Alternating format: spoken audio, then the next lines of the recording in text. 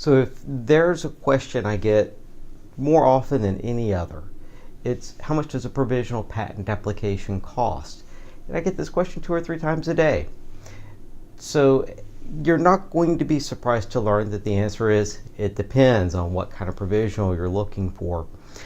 And just so you know, there are in general 4 different kinds of provisional patent applications. I'm going to cover 3 of them today. I'll cover the 4th at the end of the video because it's much more rare.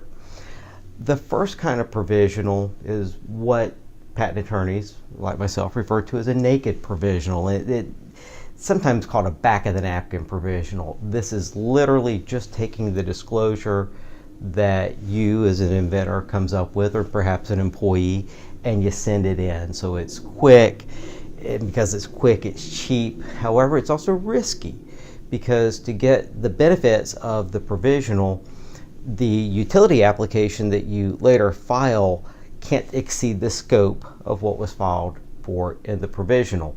Now, if that's a little confusing, keep watching the video series because I go into that issue in a different video.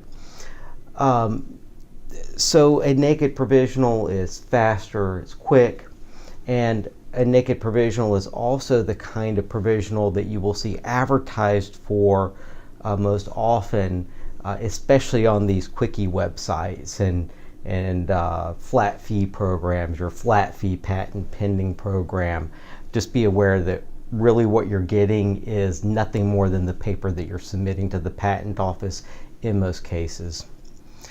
The second kind of provisional patent application is something we call the reviewed provisional patent application. Now this is a serious provisional. It's a serious shot at a patent application, or at least a patent pending for the provisional. It's reviewed by an attorney for its substance, and it's reviewed by an attorney for the form. And when I say for the form, what I'm really talking about is it's typically given the sections of the utility patent applications given. It's often written with a claim or two. There are lots of reasons to do that. So you're looking at something that has some thought behind it. And for that reason, it costs more money than the naked provisional. In fact, it's usually about 1/3 of the cost of taking that idea and that disclosure and turning it into a utility patent application. The last kind of provisional patent application is sometimes called a PINO, or a Provisional In Name Only. It's really something that's prepared and looks like, because it is effectively a utility patent application. So it has all the thought and all of the effort into it that a utility patent application would.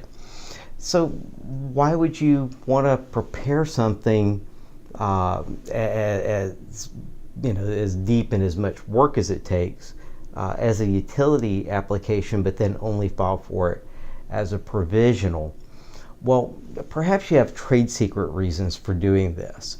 So if you're not really sure whether you want something to become public, and if you're concerned that something might accidentally become public because it is filed as a patent application, there's a little bit more assurance that it's not going to become public, at least through the patent office, if it's filed as a provisional.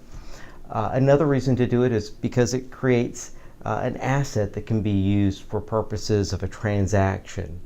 Now, a utility application, of course, does this as well.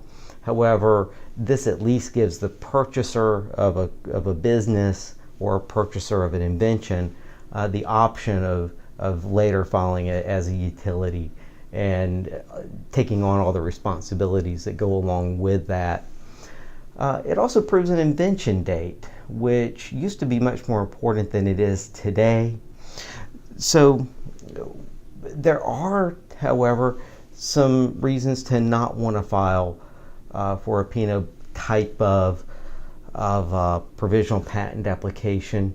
So one reason is that it takes time to prepare. A utility application, if placed on a regular attorney docket, will take 4 to 8 weeks to prepare just to get in line, and because it's going to take between 40 and 60 hours to get it written up.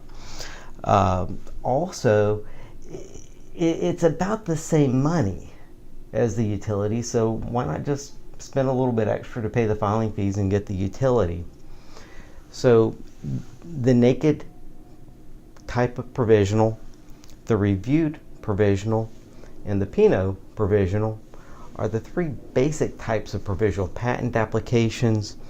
Now you know that the naked is the least expensive. It's the one that's basically just sending something to the patent office. The reviewed provisional is going to cost you about a third as much money as a utility, and then the PINO is going to cost you as much as the utility minus some filing fees. Now the fourth kind of application, which is beyond the scope of this video, is something called an omnibus patent application or an omnibus provisional. This is one that just takes multiple inventions and discloses them in a single filing to the patent office. Later, when a utility patent application is filed, each invention must be separately addressed as a separate utility patent application. So those are the four basic kinds of provisional patent applications. So if you'd like to learn more, keep watching and don't forget to subscribe.